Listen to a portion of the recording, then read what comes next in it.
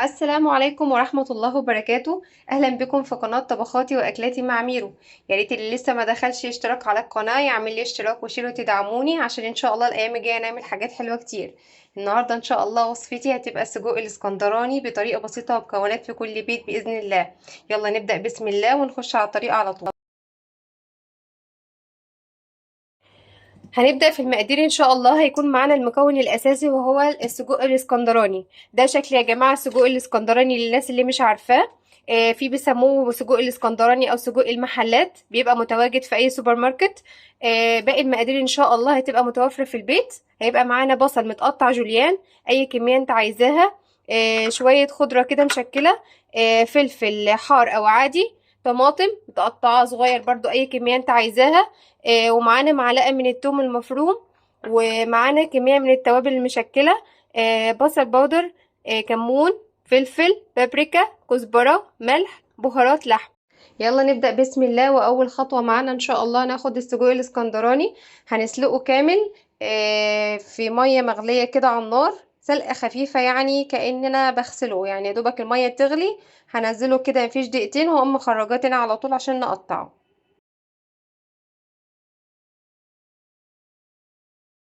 وده يا جماعة شكل السجق الاسكندراني بعد ما غليته غلوة واحدة، بس غلوة واحدة يعني مية سخنة انزل فيها السجقية كاملة واشيلها، وبعد كده قطعته بالطريقة دي. يلا بينا نبدأ نشوف باقي الخطوات ونشوف هنعمل في السجق بتاعنا ايه.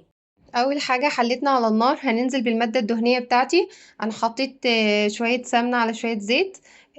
هنحمر السجق بتاعنا تحميرة خفيفة كده، وفي نفس المادة الدهنية هنكمل عليه باقي المكونات بإذن الله. هنزل السجق بتاعي كله في الزيت عشان يتحمر تحميره خفيفه. ما بياخدش يا جماعه دقيقتين كده تمام، اتحمر اهوت، اخد لون بس خفيف كده. وفي نفس الزيت بتاع السجق اللي احنا حطيناه، هي ماده دهنيه واحده اللي احنا حطيناها مش هنزود. هننزل بالبصله بتاعتنا وتاخد لون بس كده بسيط، وبعد كده ننزل ببقيه المكونات.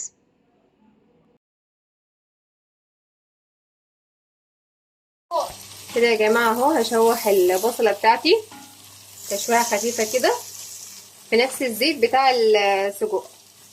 تمام. وبكده يا جماعة بعد ما البصلة دبلت شوية اخدت لون خفيف كده، هننزل بمعلقة الثوم اهو. ننزل بمعلقة الثوم المهروس مع البصلة.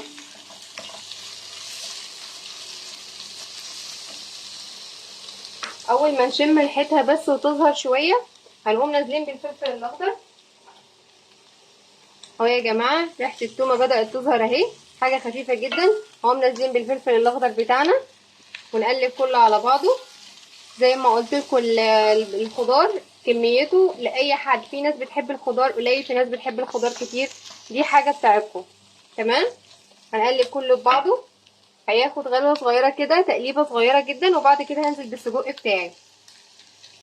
دلوقتي بعد ما الخضار بتاعنا اتقلب كده مع بعضه، البصل مع الثومه مع الفلفل، هنقوم نازلين بالسجق بتاعنا اتشوح بقى كله مع بعضه كده اهو. بصوا يا جماعه ما شاء الله. دلوقتي يا جماعه بعد ما ضفنا السجق على الخضار هنقلب كده كله مع بعضه تقليبه خفيفه كده. تمام. ما يهمكوش هتلاقوا فيه مثلا سليم زي كده، وفيه هيبقى شبه اللحمه المفرومه، هو بيبقى كله مع بعضه بيتمزج والطعم في الاخر بيبقى حكايه. في المرحله دي بقى هنقوم منزلين شويه البهارات بتوعنا اهي. البهارات يا جماعه اللي احنا قلنا عليها البابريكا والكزبره والملح والبصل البودر والفلفل والكمون، ولو عندك بهارات اللحم يكون كويس. هننزل بقى بالبهارات بتاعنا كلها اهي، وهنقلب كله تقليبه حلوه مع بعض عشان البهارات مع اللحمه تتمزج تمزيجه خفيفه. انا كل ده ما نزلتش الطماطم. الطماطم دي انا هنزلها اخر حاجه خالص، يعني بعد ما نقلب البهارات واشم الريحه الجميله اللي انا شماها الوقت دي. ما شاء الله يا جماعه جربوه بالطريقه دي بجد هيعجبكم جدا. طريقه السجق الاسكندراني على اصوله.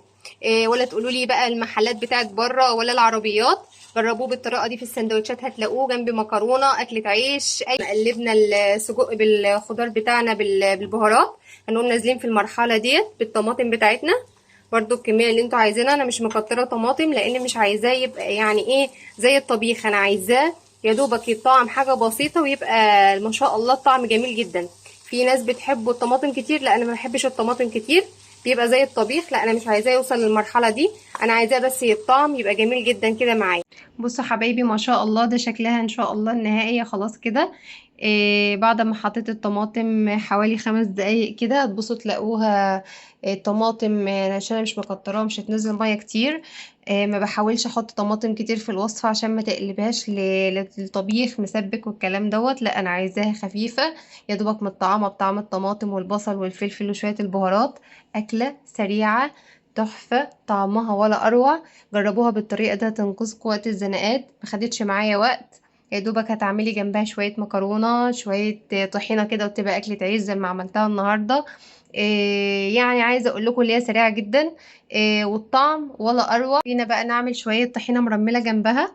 معايا تمن من الطحينه البيضه، ومعايا حوالي معلقه صغيره من التوم المهروس، ومعايا شويه بهارات صغيرين كده، بابريكا مدخنه، فلفل، ملح، كزبره. ومعايا شويه ميه، الميه ديت عاديه خالص مش سخنه ولا حاجه. ومعايا زبادي هناخد منها نص كوب تقريبا، يعني حوالي معلقتين صغيرين. هنقلب كده مع بعض الزبادي مع الطحينة لحد ما الاقي الزبدية بتاعتي اختفت خالص، هنقلبها تقليب كويس مع بعض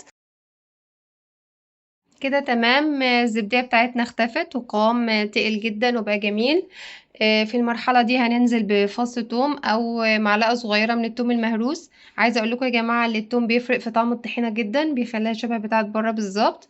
وبعد كده هننزل عليها بشوية مية سقعانين او مية من الحنفية عادي. يعني مش مية سخنة، بلاش مية سخنة يا جماعة، بتدي طبقة كده وبتنشف الطحينة بعد كده. مية عادية خالص نفك بيها الطحينة بتاعتنا. واول ما توصل للقوام المناسب خلاص كده نقعد نقلب لحد ما تبقى قوامها وسط، ولا تقيلة ولا خفيفة، قوام وسط كده حلو. هنقعد نقلب فيها لحد ما تفك معانا.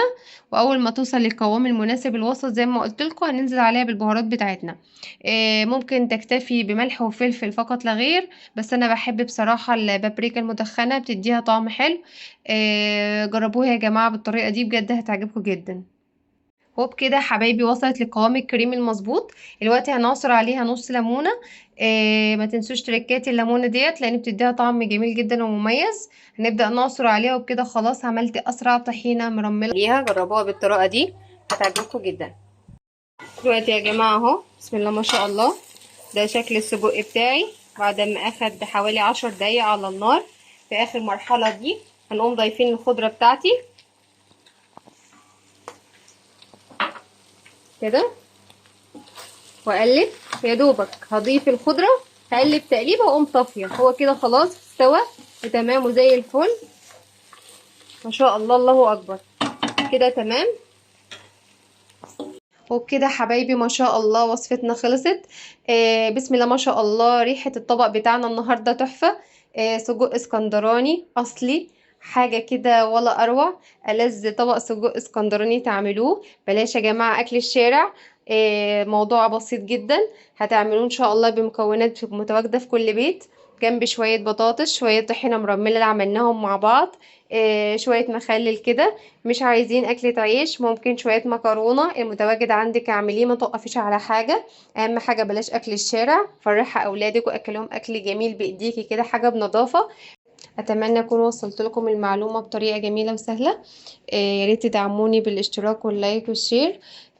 وان شاء الله الفترة الجاية نعمل وصفات احلى واحلى.